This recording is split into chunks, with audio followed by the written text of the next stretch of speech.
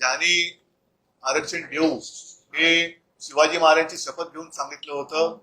म्हणजे सरकार आलं तर आम्ही 6 महिन्यात आरक्षण देऊ हे ज्यांनी सांगितलं होतं तेच लोक सरकार सत्तेमध्ये आहेत.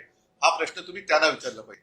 आणि ज्यांनी एक आम्ही तुम्हाला आरक्षण देऊ म्हणून शड्डू ठोकले होते ती लोक कुठे राहतात? का गावी पडालेत?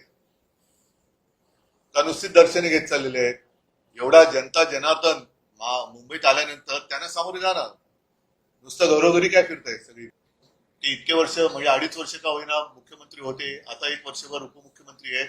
का नाही त्यांना न्याय देऊ शकत? त्याच्यामुळे नुसती टोलवाटोली या सरकारकडनं चाललेली, ही टोलवाटोली बंद करून जो काय आहे तो सन्मान्य तोडगा त्यांनी काढला पाहिजे. ठीक आहे. अरे जे आरोप करतायत त्यांनी पहिले स्वतःच्या गिरेबांमध्ये झाकून बघावं. आम्ही दिलेलं आरक्षण, महायुतीने दिलेलं आरक्षण ते मुख्यमंत्री असताना टिकवू शकले का? का दुर्लक्ष केलं? मग मराठा समाजाबद्दल किती तुम्हाला कळवळ आहे?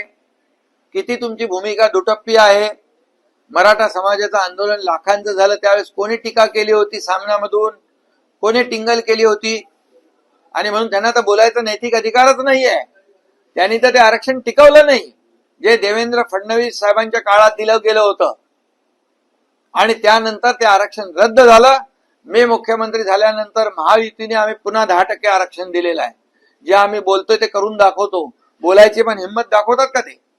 त्यांनी फक्त निवडणुकीची मतं घेण्यापुरतं ते राजकारण करतात. या ठिकाणी 5,000 अधिसंख्य पद, 5,000 लोकांना नोकऱ्या देण्याचं काम कोणी केलं? हिंमत आम्ही दाखवली. त्यावेळेस देखील मुख्यमंत्री असताना का हिंमत दाखवली नाही? आता जे आरोप करतायत त्यांनी. आणि म्हणून त्यांनी आमच्यावर बोलण्याचा नैतिक अधिकार त्यांना नाही. ते सपसेल या मराठा समाजाच्या न्याय हक्कामध्ये अपयशी ठरलेले आहेत.